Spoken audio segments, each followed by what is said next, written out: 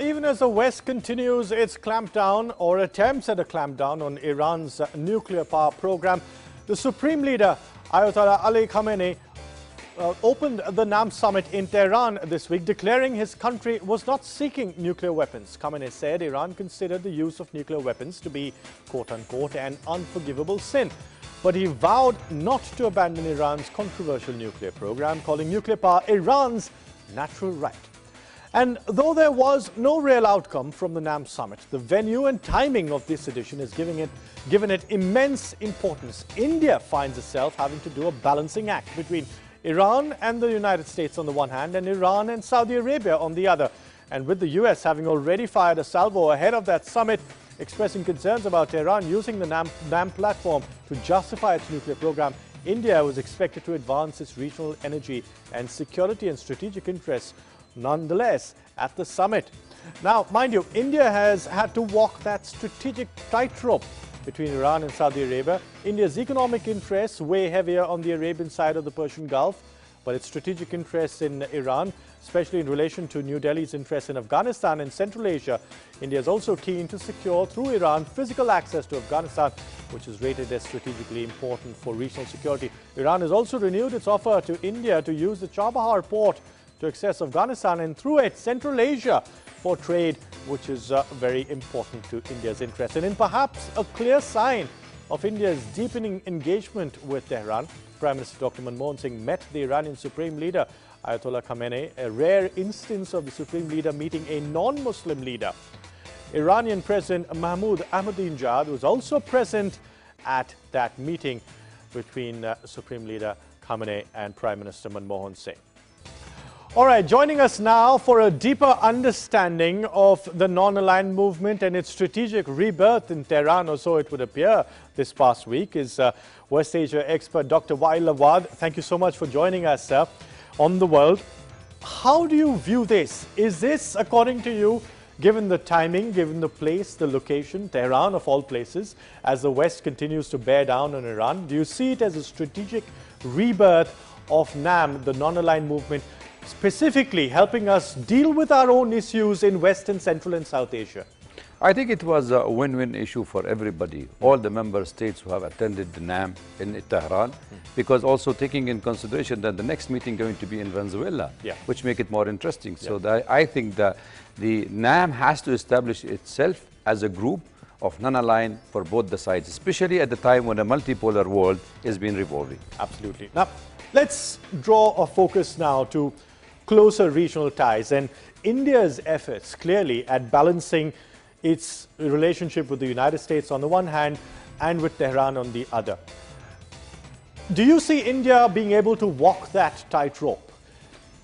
To a large extent, yes, I can see India is walking a very, very tight rope, especially when it comes to the United States and the way the United States is trying to move and try to isolate Iran and wanted to see India playing its own card.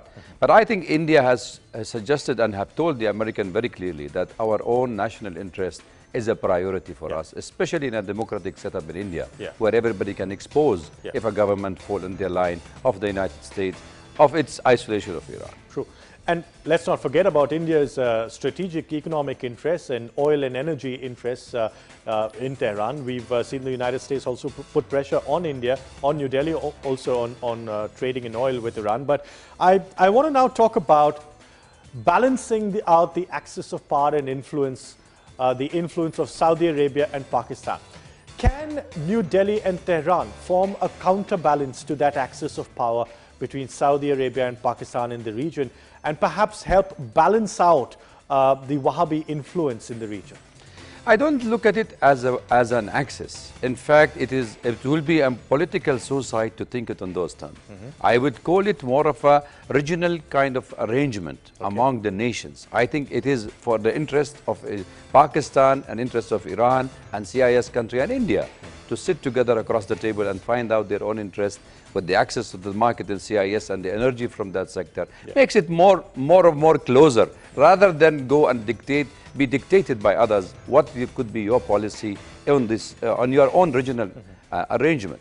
especially when the American and the NATOs are willing to pull out from Afghanistan, you know, next year. That makes it more of a delicate and dangerous step to move around, because there can be no business in this part of the world if these countries are really formed an axis and divert themselves. And we already know Iran's interest in Afghanistan and its long relationship with power centers in Afghanistan.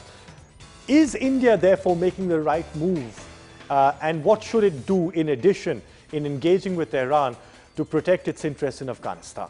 I think there should be more engagement. There should be more of regional kind of a meeting, that they should talk seriously about their own interest in keeping stable Afghanistan for the benefit of all the regional players, rather than going by the United States. Because if you look at the American policy in the region, they told us 10 years ago, Taliban are bad, terrorist group. Now they're telling everybody, come sit across the table. Taliban is good.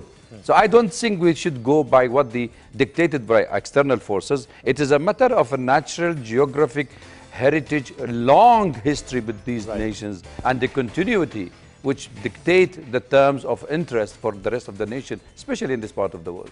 Let's remind you that Prime Minister Dr. Manmohan Singh did underscore the relevance of the non-aligned movement. Addressing the summit in Tehran, he called on the developing countries to come together on issues of energy and food security. Also referred to the Syrian crisis, stating the situation there needed urgent remedial steps. Dr. Awad, is it time for a strategic, realistic rebirth of NAM, the non-aligned movement, at least to help the region, the Islamic Maghreb, Middle East, North Africa, Central Asia, South Asia, to deal with our own problems in a way we know best, rather than leave a vacuum for the West to come in and fill up? Absolutely. This is the only platform where they should play the role. And in fact, it has been created on the basis of safeguard the interests of these nations and member states. And remind you that it has been formed at the time of liberations and freedom movements. So therefore, the country's sovereignty of the state is a prime important for all the members. Therefore, and especially in a situation like Syria. In a situation like Syria, yes, of course, because it is the only platform where you can really put across the table non-foreign interference in the internal affairs of any member state. And that is very important, and the prime important for even the Syrian government, for the Syrian people, cessation of all activity, cessation of hostility and violence, and funding of monies and guns and arms, Al-Qaeda organization and other insurgents groups into Syria. This is the most societal operation the neighbor are playing. And especially those Wahhabis you talked about them, that they are shifting their center from Al-Qaeda, from Yemen and from Iraq into Syria, makes it more of Afghanistan making. And it's what is really interesting and refreshing to see is that both Tehran and New Delhi are on the same page here. Thanks very much, Dr. Awad, for joining us.